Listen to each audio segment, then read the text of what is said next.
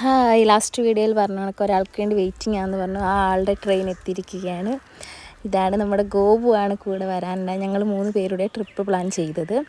അങ്ങനെ നമ്മൾ റുക്സാനയുടെ വീട് വരെ പോകും. അപ്പോൾ അവൾ വണ്ടിയും കൊണ്ട് വന്നിരുന്ന് അങ്ങനെ പോലീസ് പിടിച്ചില്ല ഭാഗ്യം. അതുകൊണ്ട് ഇത്ര പോലീസൊക്കെ അടിച്ച് അങ്ങനെ പോയി ഗായ്സ്. അങ്ങനെ നമ്മൾ റുക്കുവിൻ്റെ വീട്ടിലെത്തി ഗായ്സ്. അപ്പോൾ നമ്മൾ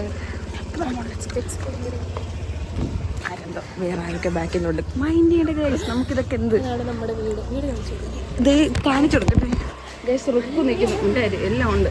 റുക്കു നിൽക്കുന്നു ഗൈസ്. Hi guys. എൻ്റെ ബ്ലോഗിൽ ഒരു തവണയൊക്കെ കാണിക്കും. ഞങ്ങൾ വീണ്ടും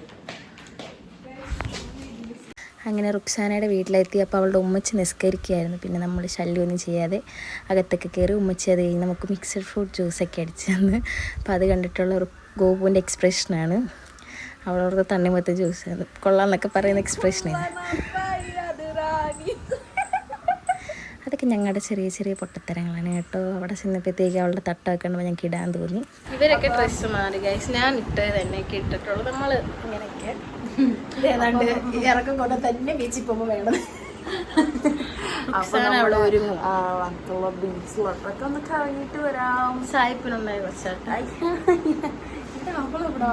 ഒരുത്തിയെ കാണാനില്ല. അതെ, റുക്സാനയുടെ വീട്ടിൽ റുക്സാനെ കാണാനില്ല ഗൈസ്. നമുക്ക് തപ്പാം. അങ്ങനെ ഞങ്ങളൊരു ഏകദേശം 4 മണിയൊക്കെ ആയപ്പോഴത്തേക്കും വർക്കലയിൽ എത്തി. ഇനി കുറച്ച് നേരം ഇതുവഴി കറങ്ങട്ടെ.